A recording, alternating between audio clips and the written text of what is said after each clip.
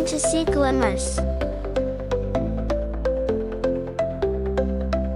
पुराने वक्तों की बात है कि एक खूबसूरत शहजादी रहती थी जिसके पास दुनिया की सबसे खूबसूरत अंगूठियां थीं। वो अंगूठियां हीरे, मोतियों, रूबी और नीलम जैसे कीमती पत्थरों से जड़ी थीं।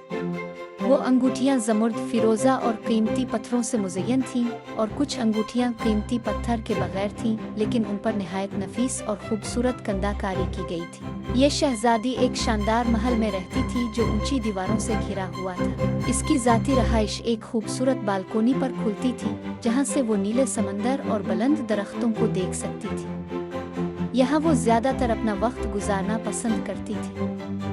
बालकोनी के एक कोने में चांदी का एक लूटा और जुग हमेशा पानी से भरा रहता था ताकि शहजादी अपने हाथ वहीं धो सके और अंदर जाने की जरूरत ना हो। जब भी वो अपने हाथ धोती वो इस दिन की पहनी हुई अंगूठी उतार देती थी। किसी दिन एक अंगूठी होती और किसी दिन दूसरी। एक दिन एक खूबसूरत सफेद खरगोश शहजादी के साथ खेलने के लिए बालकोनी पर आया। इस दिन शहजादी ने अपनी बेहतरीन हीरे की अंगूठी पहनी हुई थी। इसने बहुत एहतियात से हाथ धोते वक्त अंगूठी उतारी, फिर वो गायब हो गई। इसे यकीन हो गया कि खरगोश ने वो चुरा ली होगी। अगले दिन खरगोश फिर आया और इस दिन शहजादी ने अपनी बेहतरीन जमुर्द की अंगूठी गुमाई। इसे यकीन था कि खरगोश ने वो भी चुरा ली होगी। ताहम इसे खरगोश के साथ खेलना पसंद था, इसलिए इसने अपने वालिद बादशाह को गुमशुदा अंगूठियों के बारे में कुछ न बताया।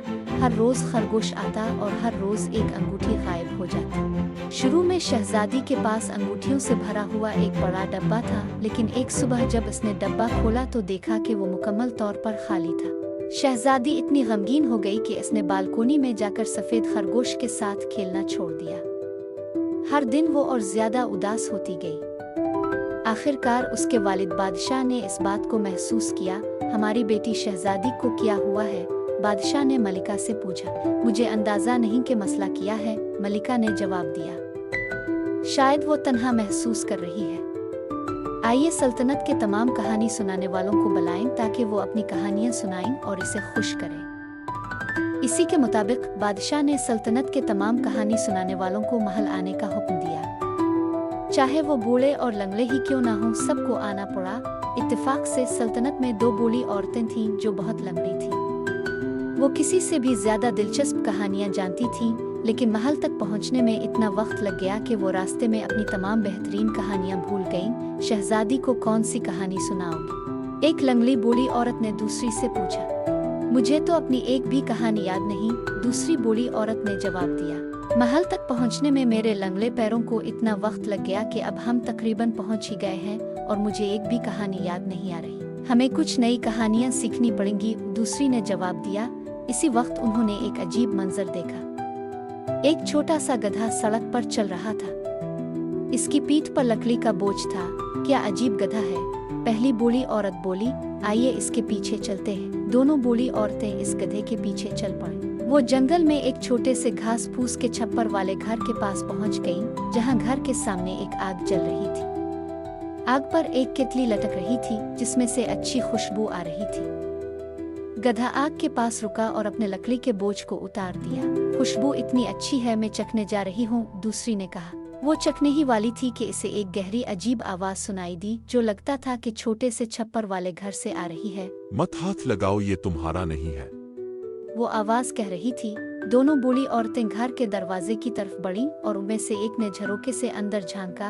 अंदर एक खूबसूरत सफेद खरगोश एक डब्बे के साथ खेल रहा था जो कीमती अंगूठियों से भरा हुआ था। दोनों लंगड़ी बूढ़ी औरतें फौरन इस छोटे से घर से दूर भाग निकले। वो वहाँ होने वाली अजीब और गरीब बातों से खौफजदा हो गईं।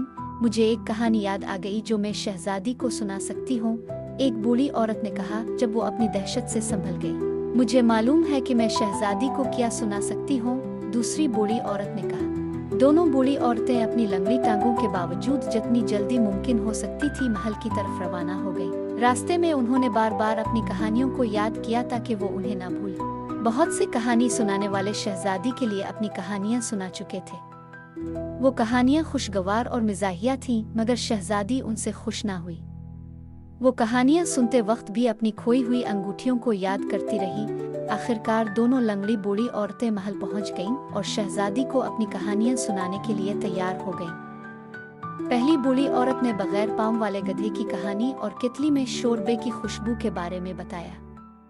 शहजादी इस कहानी में ज्यादा दिलचस्पी न ले सकी, यहाँ तक कि जब बूढ़ी औरत ने अजीब गहरी आवाज का जिक्र किया, ताहम बादशाह, मलिका और तमाम दरबारियों की रीढ़ की हड्डियों में सर्द लहर दौड़ गई जब उन्होंने कहानी के इस हिस्से को सुना। फिर दूसरी बूढ़ी औरत ने अपनी कहानी सुनाई कि कैसे इसने छोटे छप्पर वाले घर के झरोके से झांका।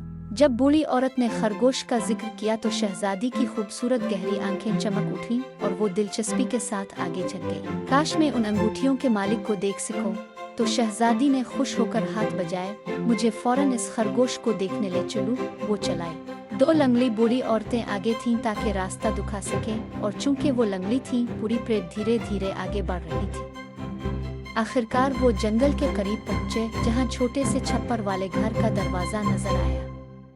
घर के सामने आग जल रही थी और कितली में कुछ खुशबूदार शोरबा पक रहा था। शहजादी ने अपना उंगली कितली में डालकर शोरबे का मजा चखने की कोशिश की। ले लो, ये तुम्हारा है। छोटे घर की गहरी अजीब आवाज ने कहा। शहजादी इतनी हैरान हुई कि वो अच्छी खुशबू वाले शोरबे का जायका चखना भूल गई। वो घर के दरवाजे की तरफ दौड़ कर गई और झरोके से अंदर झांका। वहाँ सफेद खरगोश एक कीमती अंगूठियों से भरे डब्बे के साथ खेल रहा था। काश मैं उन अंगूठियों के मालिक को देख सकूं, खरगोश ने अपनी खाल उतारते हुए कहा और एक खूबसूरत शहजादे में तब्दील हो गया। ये रही उन अंगूठियों की मालिक। शहजादी चलाई। वो तुम्हारे दरवाजे पर खड़ी है। छप्पर वाले छोटे घर का दरवाजा तेजी से खुला और शहजादे ने शहजादी को खुशी से देखा। तुम्हारे अल्फाज ने मेरे जादू को तोड़ दिया, शहजादा खुशी से बोला। अब जबकि इन अंगूठियों के मालिक की आवाज मेरे दरवाजे पर सुनी गई, मुझे कभी दोबारा अपनी खरगोश की खाल नहीं पहननी पड़ेगी।